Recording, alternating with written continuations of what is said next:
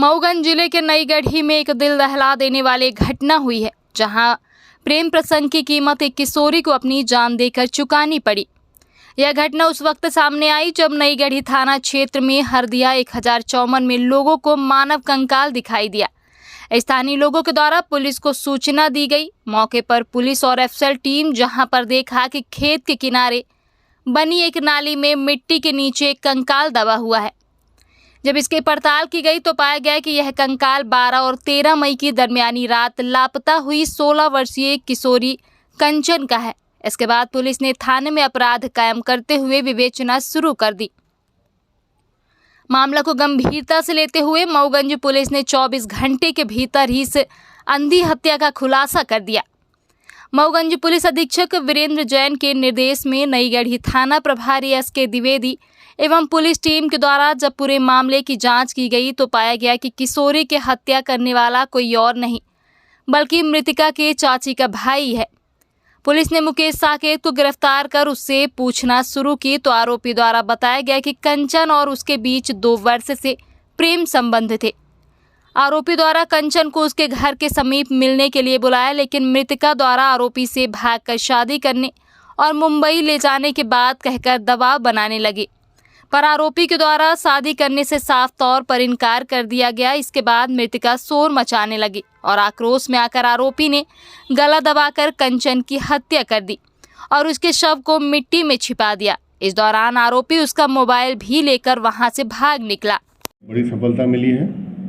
अंधे कत्ल की खुलासा नईगढ़ी में जो हरदिया गांव में एक 16 साल की नाबालिग बालिका का हुआ था, उसका 24 घंटे में खुलासा कर दिया है और आरोपी मुकेश साकेत को गिरफ्तार भी कर लिया है और मृतका का मोबाइल भी आरोपी से जब्त कर लिया है। इसमें जो घटनाक्रम था वो ये था कि 12-13 की दरमियानी रात में ये बालिका थी जो कंचन साकेत, ये गुमशुदा हुई थी और इनके परिजनों ने 13 तारीख को FIR थाना नईगढ़ी में कराई थी और इसकी काफ़ी जांच भी की गई, पूछताछ भी की गई। 30 तारीख को गांव में ही, हरदिया गांव में ही पास में नाले में उसकी लाश मिली।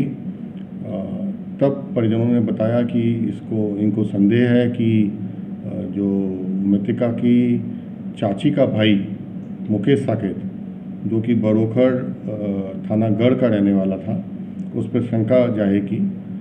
पुलिस ने जब मुकेश साकेत से कड़ाई से पूछताछ की तो उसने पूरे तथ्य बताए। उसने बताया कि हमारा जो है वो मुंबई में नौकरी करता है और मृतका से उसके संबंध थे। मृतका उससे 12 तारीख के दिन में बात भी किया था फ़ोन पे और 12 तारीख की रात को इन लोगों को मिलने की बात हुई थी 1-2 बजे रात को। और जब वो मिले तो उस समय उन्होंने ये बोला कि जो मृतका है उसने बोला कि हमको मुंबई ले चलो। आरोपी ने कहा कि ये संभव नहीं है और हमारे ऊपर मुकदमा हो जाएगा, लेकिन फरियादिया और इनके बीच में इस बात को लेके गहमा गहमी हुई और उसने जो आरोपी है उसने उसका मुंह दबाया कि ये चिल्लाने लगी थी मृतका, तो मुंह दबाया और फिर गला भी दबा दिया। जब गला काफ़ी देर दबाया रहा तो उसकी मृत्यु हो गई और फिर लाश को छुपाने की नीयत से जो पास में ही इरिगेशन के द्वारा नाली एक खोदी गई थी 5-6 फीट गहरी, तो उसमें उस लाश को दबा दिया और जो मिट्टी वहाँ पड़ी हुई थी, मिट्टी से एकदम से दफना दिया।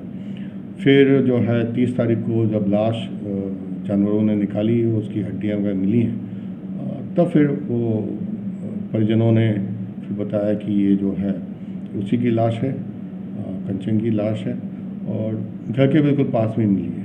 तो इसमें पुलिस ने खुलासा कर दिया है। पुलिस ने आरोपी मुकेश साकेत को गिरफ्तार कर लिया है और मृतका का मोबाइल भी आरोपी से जब्त कर लिया है।